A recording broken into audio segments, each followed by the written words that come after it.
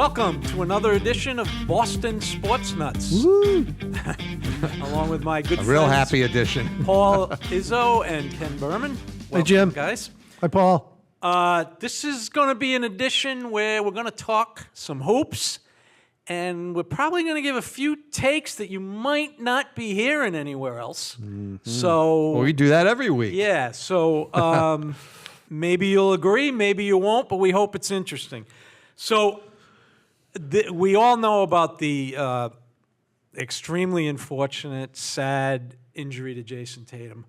We are going to start with the series, though, because that leads into the injury, and we do want to talk about the series. So the Celtics, as we film today, they're going to play Game 5 tonight. They are down 3-1. My take on this so far is the Celtics, if they go on to lose, lost this in the first 2 games. 20-point leads. They lost both of them. I thought the first game, it was worse because they threw up a lot of threes that were not good shots. We can all cite some of them. And they just, it just seemed to be a complete meltdown. The second game was different. They took more 2s than 3s in the fourth quarter, and they went into an horrific shooting slump. Missed their last 13 shots. Again, taking more 2s than 3s. The 3s, by the way, except for Jaylen Brown's, in my opinion, were pretty good shots. They just couldn't score. They couldn't hold the Knicks. So a couple of my observations about this series as you guys dive into this, and if you want to comment, fine. If you don't, that's okay too. The first is, I think this series raises a fascinating question basketball-wise, which Brian Scalabrine raised on his show this morning. At what point as a coach, when your team is getting good shots, and I'd add that they normally make, do you switch strategies? Because everybody's going, stop taking 3s. First game, I totally agreed. Second game, I can't. But that is a very interesting question. Ray Allen always says, to a shooter, the next shot is the most important. So at what point do you say to your best player, now he was referencing the Denver game last night. At what point do you say to your players, you're not hitting today? Take something else. I'll leave that on the table. Scal admitted he doesn't know. Can I answer that question? I'm not sure I know. Wait a minute. Let me just throw the other issue, too, out there, and then I'll go to you first. Second issue is a pet issue of mine, okay? The national media, the local media, whatever media you want to talk about. Public access media. Right. Public access media. The media to be named later. Social media. This is not an excuse. It's an explanation. Why does no one give credence to how important a healthy Kristaps Porzingis is to the Celtics? He didn't do it last year. Correct. When I saw him play his first game, I said, this is special. This is going to be very different. Okay? They didn't do it last year. He missed 11 of 16 games. Played the last game hurt. I saw an interview with him after the Game 4. I feel bad for that guy. You could make an argument he shouldn't be playing. Shouldn't All be right? playing. So those are my 2 big takeaways other than the basketball. Paul, you seemed eager to get going. You take it away. Well, I'm going to start with the second issue. I agree 100% that, and it drove my son, Sam, the ex officio member of Sportsnuts, insane last year that they would never talk about it. They would come on the pregame show and say, so-and-so of the other team isn't playing today, and they wouldn't even mention the fact that the Celtics center, an integral player on the team, was not in the game. But that's a media thing, and they're all idiots, in my opinion. But it does affect the series, is my point. We're talking about it does affect the series, but for some reason, people are downplaying it or acting They like... got enough talent without Porzingis, Right. Yeah, Jim. no. He's a big part of their success. That's what they say. I agree, Ken. I agree that that's a good question. When do you change strategies? I say it's the wrong question. The question should be, is it ever a good strategy in the NBA to rely almost exclusively on the 3 as your primary method of scoring? And I'm saying that I think you're seeing the downside of that strategy. The 3 is inherently a lower percentage shot. We all agree to that. Even the best three-point shooter is going to make a shot 40% of the time. Now, I understand the math. 40% of 3 times 3 points is a 1.2 per possession. 50% of a 2-point shot is 1 point. So over time, it's better to shoot threes. But I have watched sports too long in my life to discount things like momentum, streaks, mojo. I don't really see the point of watching sports if you don't believe in those things. We've all seen it. That guy's hot. That guy isn't hot. And when you rely exclusively on the 3-point and you're missing it, it is demoralizing. Is the same thing true when you're relying on twos? Of course it is. So start shooting threes. But the problem with missing threes is there's a compounding effect, which is that you have these long, difficult long rebounds. You're not near the basket. Okay. You're not exciting but the here's crowd. the problem. I'll finish, and then you can go. I was trying to make the show fun. Okay, all right, that's okay. But I think that to say, well, do you keep just shooting threes? Yeah, okay, it's probably always a good idea to stick with your strategy. But if that strategy has a special aspect to it that if it doesn't work out can really kill you, I'm going to give you an analogy.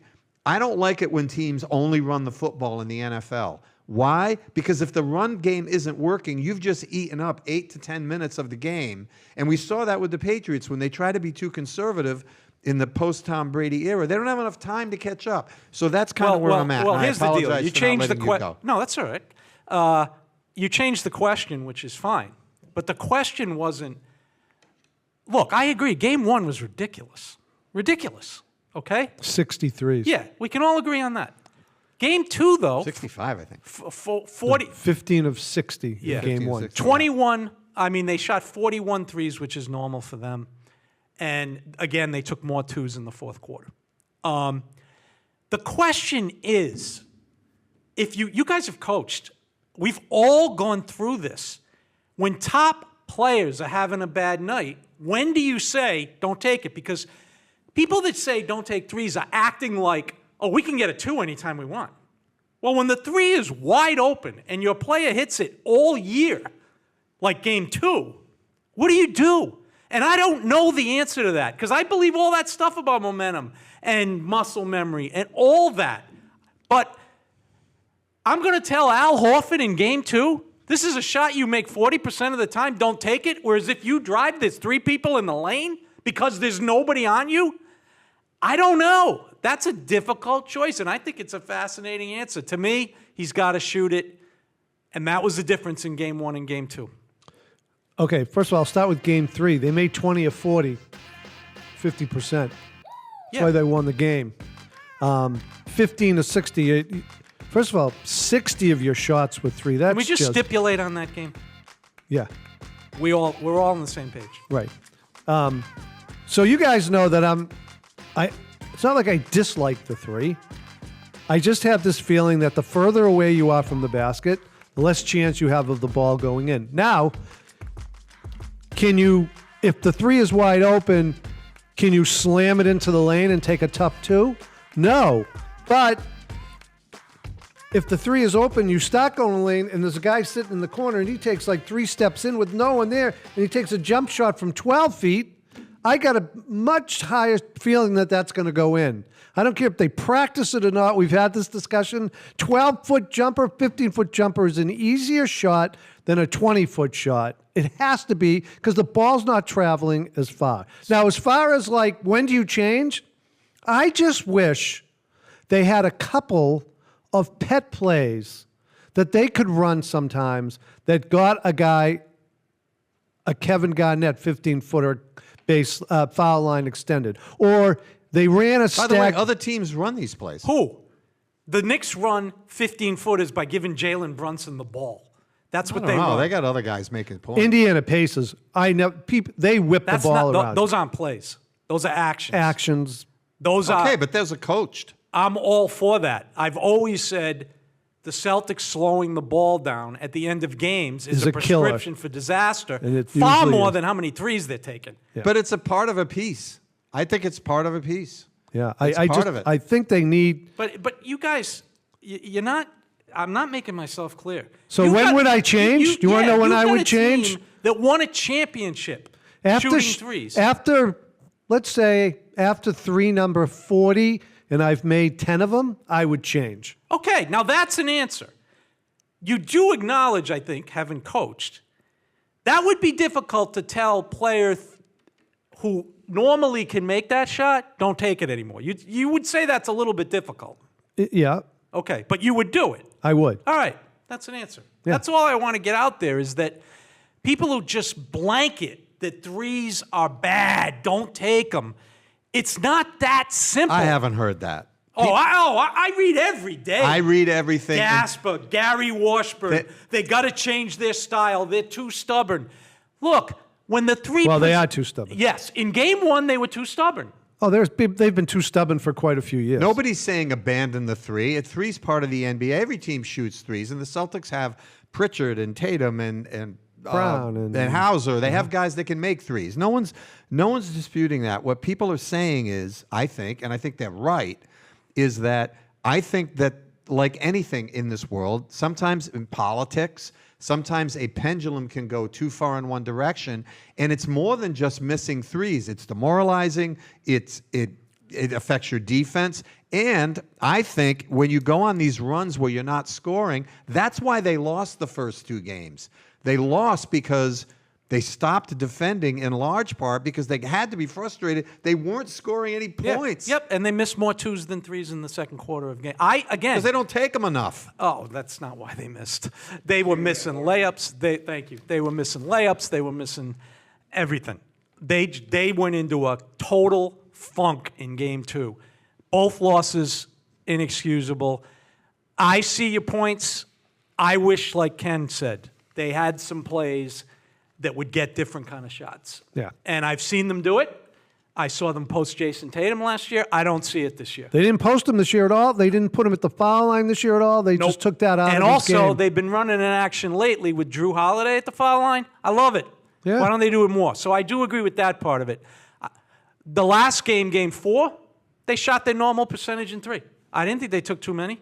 They shot their normal percentage. They were red hot. It's part of their game. Tatum was on fire. The first game, Jayson Tatum's 3 threes, I wouldn't have taken any of them. Mm-hmm. I agree 100% with you. Can guys. I say one thing about Game 4 and Tatum? And I know we're going to get to him, so this is no slight, because he had a tremendous game. Yeah. Except when New York was making their big run, now you're talking momentum in the fourth quarter, he missed 4 threes in a row with a guy on him. But see, here's my example. But those were, He was on fire from 3. As a coach, what do you do? Jason, don't take that at that point? Yeah, my concern about those threes, there were a couple that were logo threes that just were absurd. Totally agree with that. that's one. what I'm talking. And that did kill their Okay, any so momentum. let's say 2 out of the 4 were bad All decisions. 4 were contested, though. He was making contested threes, Ken. He was on fire. Did you see Halliburton last night? He took 4 in a row, made them all. Yeah. Nobody complained. Yep. Okay? So this series, unfortunately, I think is going to end tonight because not only is Tatum not playing, which we'll get to in 1 second, KP is clearly not himself. If he could give his normal, and I don't know if Hauser's playing, which becomes even more important without Tatum. So it's unfortunate. And what do you guys think of the rest of the series before we move on? Well, this show will be on after the game is played, but I'm thinking that it's going to be an interesting game. I'm going to go to the game. It's next year's Celtics. Yeah. Oh, I think it's an interesting game. It's an interesting game. And I would look for something that happened last night. The Cavs went up 19 and lost that game. I wouldn't be surprised if something happens like A that. 64-win team out. Celtics, what, they win 61? Shall we go to the rest of the Yeah. NBA All before right. we move on to Okay, Tatum? no. All right, let's do the rest of the NBA. That's okay. My thought on the rest of the NBA, it's a new dawn. We have a real possibility of Indiana, New Dawn. York, Minnesota, pardon the pun, and Oklahoma City in the finals. I like the old Don. Okay. Indiana's played 1 final. Oklahoma City 1 final. The series have been really, really good, really interesting. The old NBA of only 2 teams can win it is clearly out. A lot of teams can win it. The road team, they were 22-20 the home team was 22-20 in the first round. They're 6-12 in the second round yeah. for a total of 28-32. Leads are being lost by everybody. The Cavs 19 last night, the Celtics 3 leads. Nuggets were up 9 in the fourth quarter last night and lost. The Olympic starting five may be eliminated tonight. Steph Curry to join James, Durant, Embiid, and the fourth Booker on the sidelines. And the Knicks-Wolves trade, which was a big deal, Towns for Randall, and they could end up playing in the finals. So, Ken, given all that, what's your take on the rest of this league? The amount of comebacks of big numbers is just unbelievable. I don't know if I've ever seen anything like that. The Celtics blowing two 20-point leads, a 14-point lead. One last thing about the Celtics that I want to say that I forgot it. The Knicks have been the better team in the second half of pretty much every game except for Game 3. True. They've outplayed the Celtics. They shot 67% in the second half of Game 4. Unbelievable. Yeah, they did. I thought, hey, we're talking a huge upset of the Pacers beating the Cavs. I mean, the Cavs were a train all year. 64 wins. I'm finding my takeaway right now, that is a huge upset. I'm going to say that I think that you can make an argument that Cleveland was a bit of a paper tiger. The Pacers actually got off to a terrible start. Yes, they did. And some people were saying, well, that's a function of their disappointing loss in the Eastern Conference Finals, and maybe Rick Carlisle, they need a new voice there. Since I think around Game 20, they've had one of the top records in the league. Yeah. Second thing is, I think that Cleveland hasn't really shown that they're climbing the ladder, and you know how I feel about that. They didn't advance deep into the playoffs last year, as deep. Indy made it to the Eastern Conference Finals. So I think it's Indy's turn. I like the Pacers. Oh, they're great to watch. If the Celtics go down, and I'm saying if because I'm holding out hope, right. The Pacers will be my team. I like Rick Carlisle. I like the way they play. Ditto. The interesting thing about the West is, I suppose you could argue that the face of the league is going to be SGA, but you have the face of the league, Jokic, and you have the face of the league, Curry, losing. And Jim alluded to it. The point I was going to make is we might be seeing a little of change of the guard here with Ant-Man and Brunson and Halliburton and these different guys. By the way, Halliburton getting voted the most overrated player in the NBA by his colleagues is the best thing that ever happened to him. Yeah. He's been absolutely on fire. Yeah, he's been incredible. He made the Olympic team, too, so I don't know how he's overrated according to those players. But, Paul, I agree with everything you said there. Yeah. So, ditto. Just to run down the teams quickly, Ken, I agree on the Knicks. They've been phenomenal in the fourth quarter. They're the best fourth quarter team in the playoffs. Brunson's the best fourth quarter player in the playoffs. In the league. And the key, though, the surprising thing in the fourth quarter, Mikal Bridges. Tip your hat. I mean, he was 4 for 5 the other night. Brunson was 3 for 6. Right. Bless you, Paul. Bless you. The Knicks are capable of winning this thing. They're completely healthy, and Mitchell Robinson's been unbelievable, okay, as far as an offensive rebounder.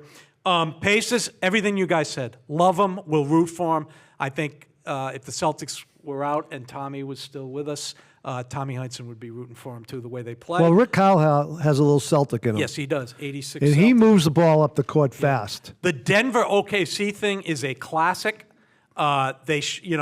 I wouldn't be surprised to see that thing go 7, 2 distinctly different teams. I still like OKC. Jokic is the best player. And it's a good series. Yeah, it's a great series, and I think we can look forward. And another thing, the NBA ratings are way up. So there's a lot of fans are joining us as big basketball fans. And the last thing before Jayson Tatum is conspiracy theories aside, unless you want to bring one up, Dallas, Cooper Flag, pretty good. Anybody want to say anything on that? Okay. Look, do I have evidence that there's something fishy? Do I know that something fishy happened?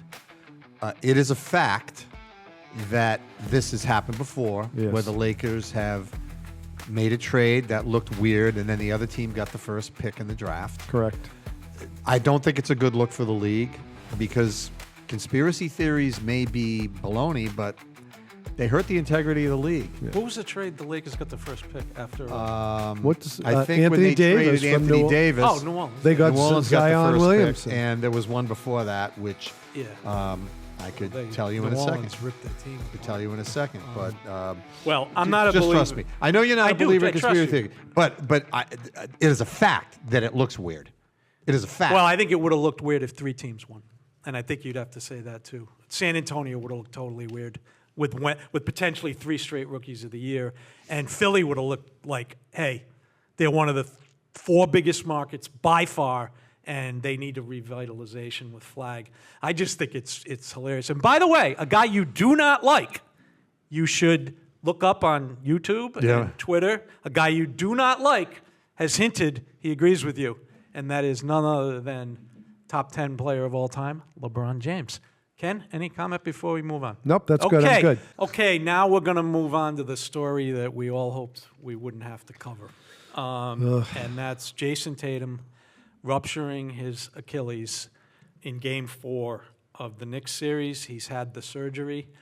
I would like to put this in a little bit of historical context with the Celtics. Celtics winning 18 championships have had to tried to repeat many times. The first time was 1958. Bill Russell got hurt. They didn't win. Then they won 8 in a row. During the Collins era, they didn't have an injury. In 1982, they tried to repeat, and Tiny Archibald got hurt in Game 1 of the Eastern Conference Finals, did not come back. In 1985, they tried to repeat. Cedric Maxwell got hurt, tried to come back, but was a shell of what he was, which resulted in a long controversy, which is a story for another day. In 1987, they tried to repeat. Before the season started, their prized rookie, Len Bias, died. Bill Walton got hurt. And during what could have been an MVP season for him, Kevin McHale broke his foot and played.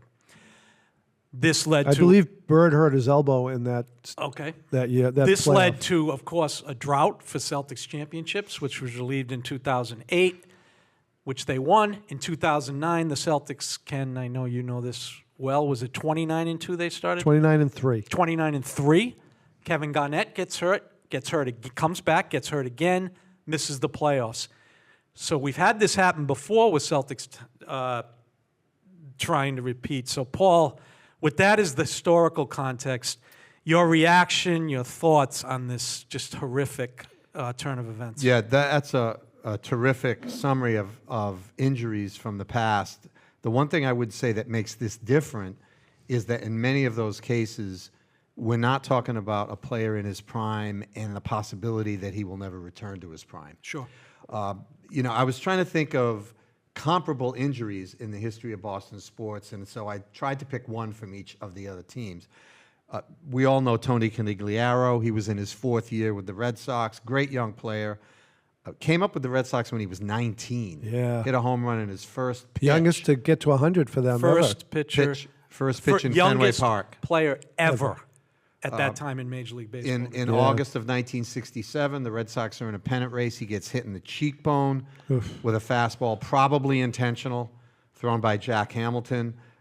He misses all of the playoffs, the World Series in 1967, misses the 1968 season, comes back, has a couple of very good years, but eye problems bedevil him, and he's never the same. Tom Brady. By the way, his health after that was never the same either. No, he just had a series of bad things happen to him, and he died eventually at the age of 45. Tom Brady, obviously in 2008, Bernard Pollard takes out his ACL and his MCL, I believe, in the first series of the opening game. That team was another tremendous team that might have won a championship after the 2007 AFC title. And then we have the Cam Neely injury. What a lot of people think of Cam Neely as this rough and tumble player. Statistically, he's one of the 5 greatest prolific scorers in the history of the National Hockey League. In terms of the number of games that he played, goals per game, he's in the top 5. Ulf Samuelsson takes him out in the 91 season, and he's never the same. He tries to come back, and he's never the same. So we've seen this before where a superstar in Boston sports. Can I add one? Yeah, absolutely. Bobby Orr. Sure.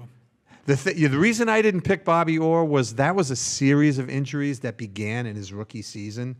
And like Joe Namath, who in that same time frame had knee injuries. I mean, they had medieval, techniques. His first major knee surgery, they just they don't know what they're doing Butchered back him. then. That was never the So, I'll get to some unfortunate news because I did a deep dive into other NBA Achilles tendons, but Tatum is the best athlete on any Boston professional team right now. Right. He is if there's a face of Boston sports, he's on national advertisements. He's one of the top 2 highest paid players.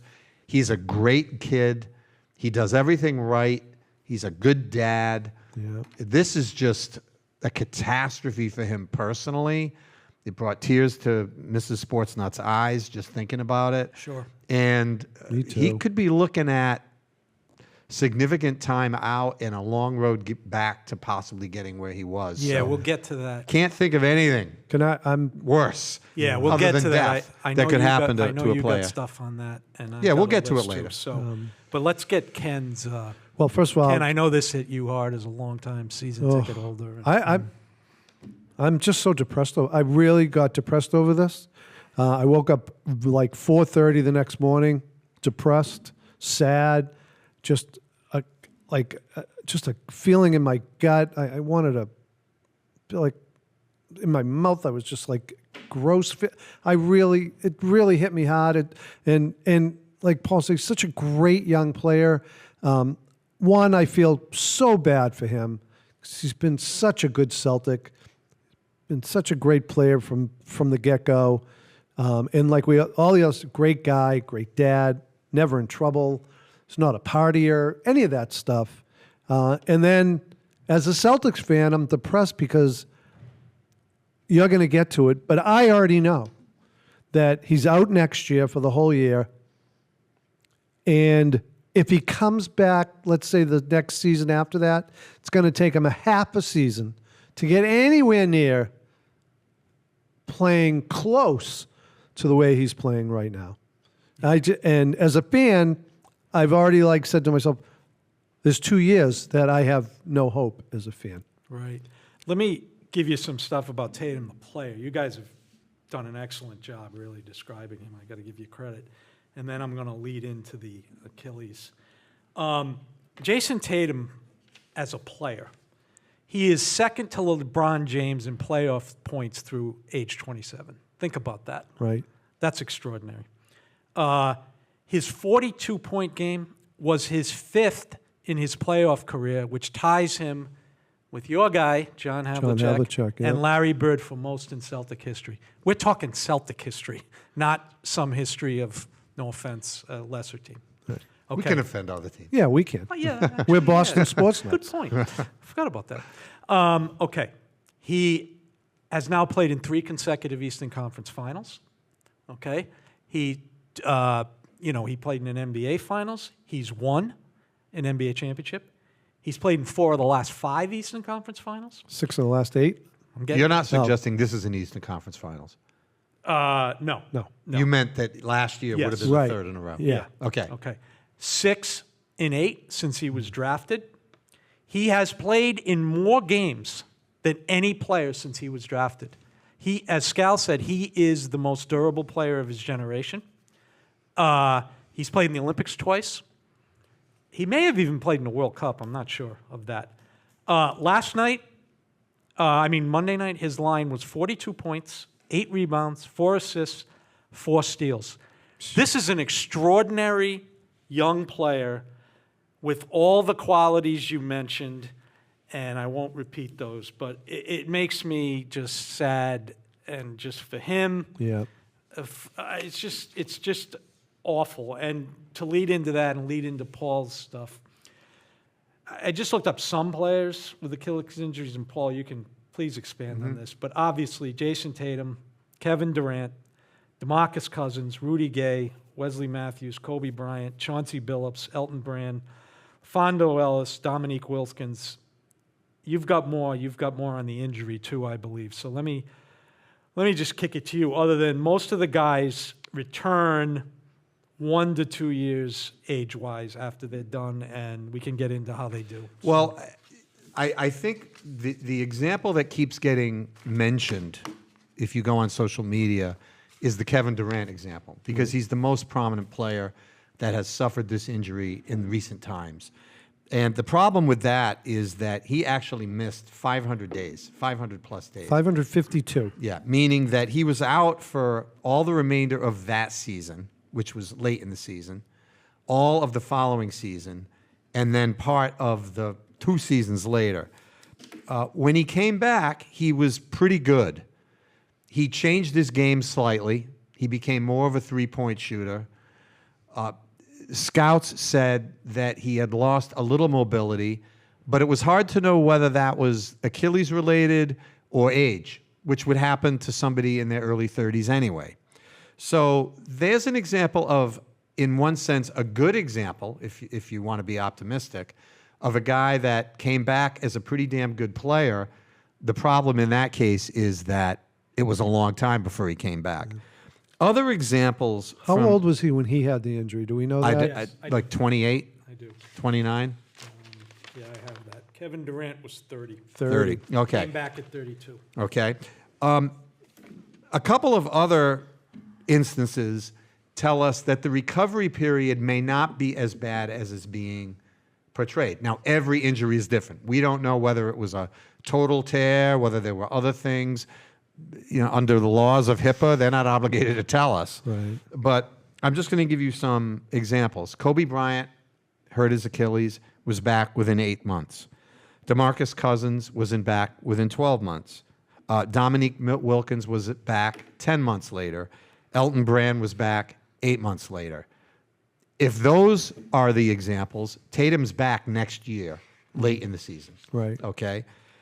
The bad example would be Klay Thompson, I was just going to say. who Klay. missed 2 entire years, Right. 2 entire seasons. But that was Two different Two injuries. different injuries. Right, but he came He back. had a 2 different- fractured tibula. Right. And then he Then- had that first, right? Yes, and then he started playing pickup ball, and he And yeah, ruptured so the his Achilles Achilles. was one for him.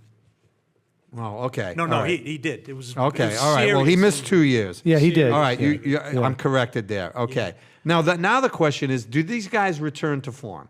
That's the Okay. question. In the case of Durant, I'm going to say yes. Okay, he came back, returned to form. In the case of Kobe Bryant, he did not. No, he didn't. But he had knee Yeah. had to be drained.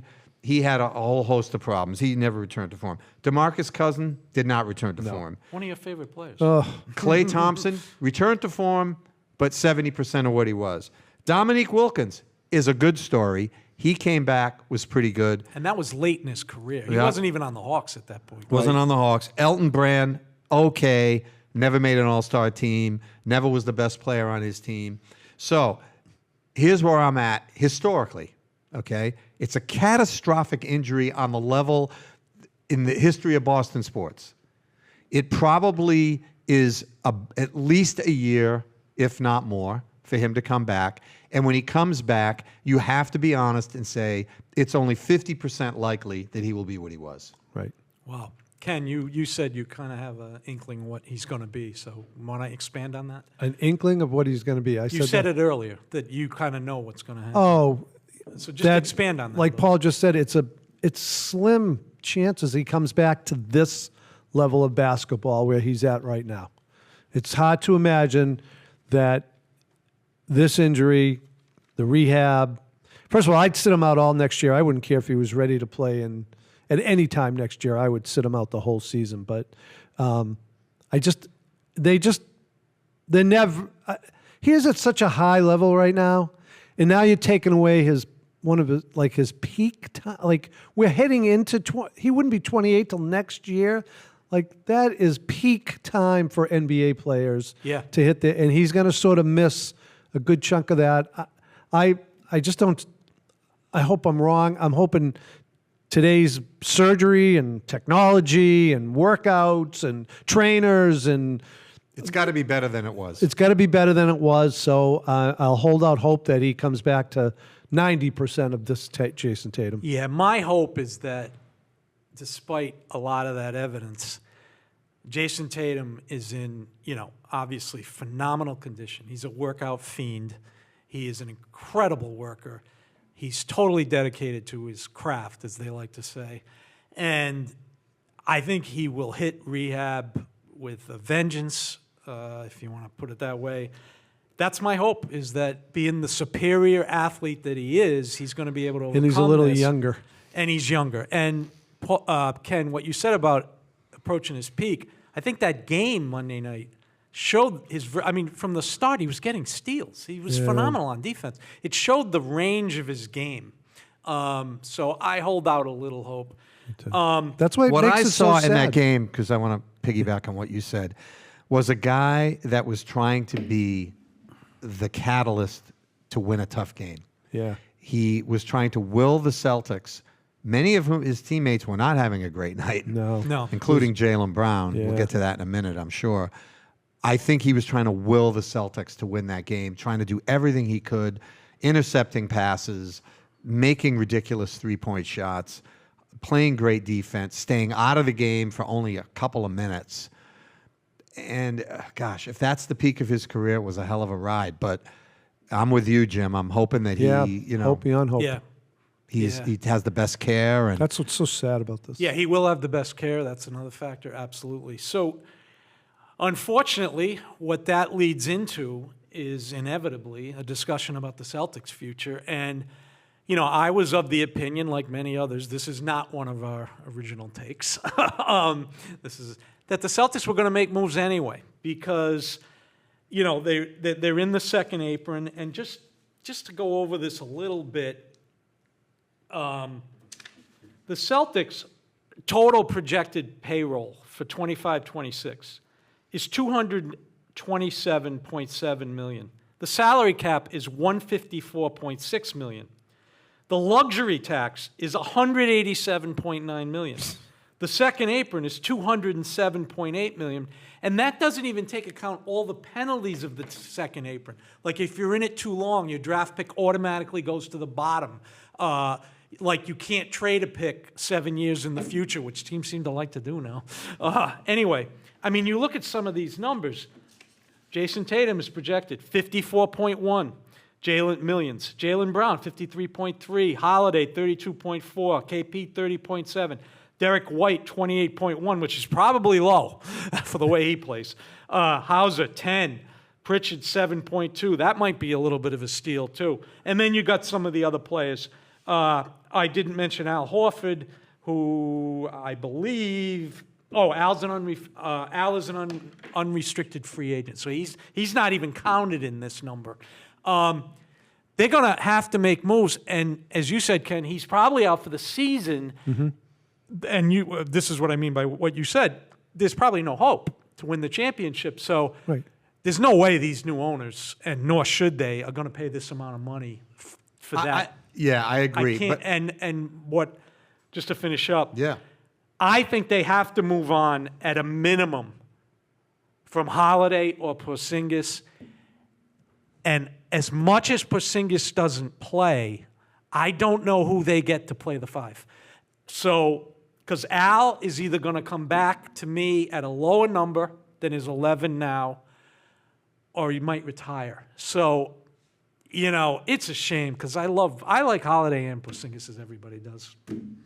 I want to take a slightly different take than what you just said and what everybody is saying.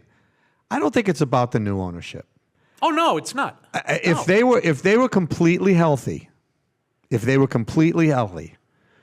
think the new owners would stick it out and pay the luxury tax as sort of a goodwill. We just bought the team gesture. I think the last thing they want to do is buy the team and then be seen as blowing it up. I agree. I didn't mean it that way. Okay, but we all agree that's what's being said out there. Right. Oh, the new owners are going to come then in I and agree they're going to trim payroll. No. So I think Wick would do it. But too. and I don't, obviously I've just poured my heart out about Tatum. The Tatum injury gives them an opening to do it. Yes. In other words, what they can say is, we got to start over. We literally have to start over. That might mean trading Jaylen Brown. That might mean letting Porzingis and Holiday go.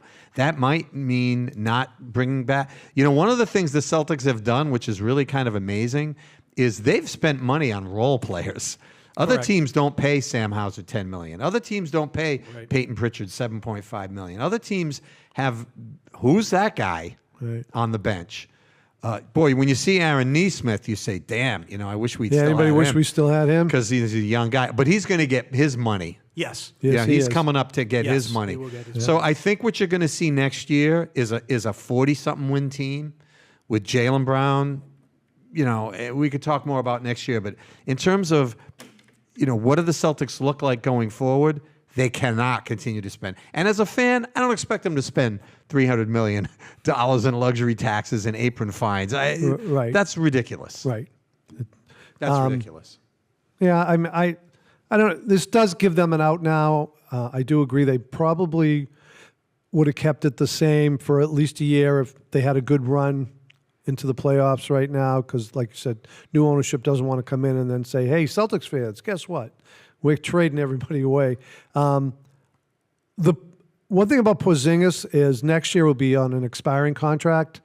Right now, Yes. because of his sickness and the way he's playing, his value is low from what I've heard around the league.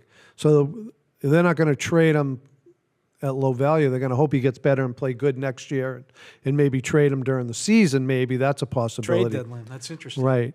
I think one thing a lot of talking heads in Boston that we shake our heads at and say they don't know what they're talking about have been saying for years that Brown definitely wants to leave the Celtics, wants to go somewhere and be number one for somebody else and show that he can lead a team to a championship. Well, guess what? Next year he's got his chance to show that he's Good a number point. one. Great point. So now he's never said that. No, he never. Only the shows have said that, and I don't agree with them. But it's going to give him an opportunity next year to raise his game to another level and be the leader of that team and be the best player and get them to their best record. He's got an opportunity tonight. Is Yeah, it possible? And he scored 36 But I wanna see him against start Orlando fresh. when he had that. But you're right. Yeah, I'm good point. not bold enough to predict this, but I'm going to say, is this possible? They go in a different direction. They say, we're going to try to replace Tatum for 1 year or 2 years and take another run at this. Do they go after a Durant? Do they go and spend even more money and say, we're the new owners, we want to win again? We're going to bring the band back and try to win again. Is that a possibility? There's some rule. And the reason I ask that is some of these guys aren't so easy to move. Right. It's not like you can say, "Oh, Drew, we're going to let you go and we don't have to pay you." Well, he makes Porzingis, $32 we're not going to million. let you go. We're not going to pay Yeah, you. right. Or White, we're going to let you go and I don't have to pay you. It doesn't work that way. It doesn't work that way. You have to find matching teams with contracts and all that. Yeah. So maybe it makes more sense for them to say, "Is there a guy out there we can bring in and take a run at this?" I think the rule, from what I heard on one of maybe the NBA show channel or whatever, that because someone said, do the Celtics just if they declare him out for the year, can they do they get to use any money or any of that? So there is a rule like the 50% rule, something like that. I think something like that, and I don't know if it applies if you're in the second apron. Yeah, That's I don't the know other either, thing, but someone seemed to say about the Celtics that they'll get to use 50% of his contract on a player to replace him if he is out for the entire year. All right. Well, my thoughts on this are, and thanks, Paul, for bringing that distinction up, is that I don't think it's the new owners. I think Wick would do it too, that once Tatum went down. So I think the new owners, if the one qualification I'll say is if the Celtics lost to the Knicks with Tatum, I think they would have done it. Yeah, that if you want to call it an out, you can't spend this kind of money for a team that lost in the Eastern semifinals. There's no way. That makes no sense. So that would have been their out. My personal feeling is they'll go for a partial rebuild. And what they will do is, good point about Holiday's money, but I do believe that Holiday is valuable to a contender like he was to us. And it may happen at the deadline, as Ken said. And that's a great point about KP. Both those players would be incredibly valuable at the deadline. Yep. And KP is an unrestricted free agent, so if you're going to pay KP, you can let him comes go, off. Yeah. another team. So I think what it's going to be like is Brown. I think the other cornerstone of the team is Derek White. Yeah. Agreed. He's not going anywhere. He makes reasonable money, $28 million, but the NBA Chump change. standards. And the other guy, I think you're right about Brown. The other guy to me is Peyton Pritchard. there's a chance he'll start next year. There's certainly a chance he's going to have to score more points. He's progressed when given the chance. Let's see. We've watched Jalen Brunson. I'm not saying he's Jalen Brunson. I mean, Jalen Brunson's small, Garland's small. Let's see what he can do. I think it's going to be a partial rebuild, and it's going to be almost 2009 all over again, where Garnett went down, and then they geared to the next year, one more year with Garnett. I think that's going to happen. They're going to try to rebuild this team next year, knowing they can't win it, and hope against hope that Tatum can come back with a good supporting cast and put them in the conversation, to use the NBA. It's interesting to think about how they're going to play without Tatum. I think Missoula's going to roll it out the way he's been doing it. I mean, that's his style. You're still going to have all your great three-point shooters. I mean, Tatum isn't really even one of those. Well, it's funny he's just a volume scorer. But, Pritchard, Hauser, White, they're all outstanding three-point shooters. And if Al comes back on a cheap deal, he can shoot from the corner. So they're still going to have all those guys. By the way, the Celtics are 16-3, I believe, without Tatum in the last 19 games he hasn't played. Chris Forsberg said one thing the Celtics do a little different when he's not playing is they actually pass the ball a little bit more. And there's more ball movement. More I agree. ball movement. I agree. Yeah. That just happens. The great players off the court. I think, to answer Paul's question too, I think one of the big factors of that is we have seen in some of these games, Jaylen Brown kind of assumes his position. I would prefer that Derek White assume his position at the top of the key than Jaylen Brown. Now, Brown scored 36 in the game 2 against Orlando when Tatum didn't play. Let's see what he does tonight. He did not have a good game when Tatum got hurt, Game 7 against Miami. I think next year's a holding pattern, and it will be interesting to see if they change things a little bit. I would think with him off the court, the threes are still going to go up when you got that kind of talent. Hopefully not 60, as we talked about earlier, around the 40 number. But hopefully there's more ball movement and it looks more like the Pacers. And if we're wrapping this up, Jim, this little section, just my heart goes out to Jayson Tatum. Same. Best wishes, absolutely. speedy recovery. Yeah. I guess, guys, just to wrap up the show, what did you call him? Ex officio member Sam Izzo has a saying that the Red Sox just gravitate to the 500 vortex. That's right. I hope I did you justice, Sam. Last night, classic example, they go ahead in extra innings. Christian Campbell hits what we hope is a 2-run homer to win the game, and the other team hits a 3-run homer. And they're back at 500. So we've got the whole Rafael Devers thing about first base. A lot more money spent. Looks like they got better players on the field. The results are the same. Baseball's a funny game. I think that what they're lacking right now is real leadership. I think they're tuning out Cora. I think management is still in disarray. This whole Devers thing was very poorly handled. By the way, I'm the only guy in New England that kind of sees Devers' side of this. No, you're this too. Me. Oh, okay. Oh, I see his side of it. But all right, there's 3 of us. I kind of see his side of Although it. I think mean, you this should idea, play first you base. play wherever you're told to play. This isn't high school, okay? The guy was taken off his position and told he was going to be the DH. Now you're going to go ask him to play first base where he knows he's not really going to know how to do it. Naturally, he's going to be uneasy about it. And I think the idea that you just plug and play, go wherever that's not the modern athlete. right. It's not. So anyway, look, I'm not on board with the Red Sox yet. They can't win close games. They don't have their act together. See, I said act. Wasn't that good of me? And I just can't watch it. I can't watch it. The reason I'm with Devers is something Peter Abraham said of the Globe, to give him credit. This isn't the second game of an American Legion doubleheader. Nothing. I coach Legion. Nothing about it. It's a good league. Great league. But it's not the MLB. First base is a tough position. Yeah. In It's Moneyball, there's that scene with Scott Hatteberg. Yeah. It's very tough. I was just going to point out Moneyball. Brad Pitt, who's the star, says it's no problem. Right, Ron Washington, who went on to manage Texas, and he says no, it's hard, or it's very tough, difficult. Very difficult. Yeah. And by the way, look what if people want to use the Hatteberg thing, look what they did with him. That was spring training. They Right. gave him spring training. They put him in exhibition games. If they're asking Devers to play first base now, I'm sorry, I'm with him. But the one guy I have to admit, that I've been impressed by is Aroldis Chapman.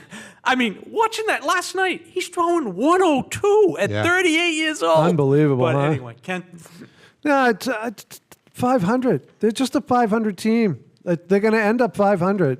My only hope with the Red Sox is that maybe they get 84 wins, which might get them a playoff spot in today's playoff. The wild card game. The wild card game, maybe. Play-in game, basically. But they look like a 500 team, right? They get hot for a few games, and then they can't. Then their bullpen can't hold leads. And you talked about management. There's two things I haven't heard a lot about. I wasn't opposed to this, but they gave pretty good money to sew up Cedar Rafaela, and he's unbelievable center fielder.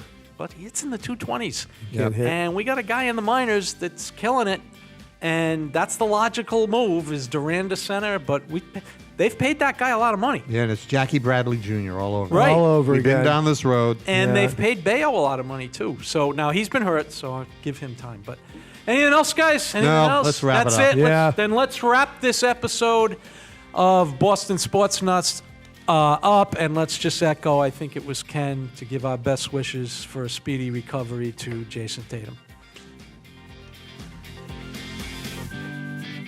Thank you for watching Boston Sports Nuts. You can find all of our episodes available on Spotify, Apple Podcasts, and YouTube.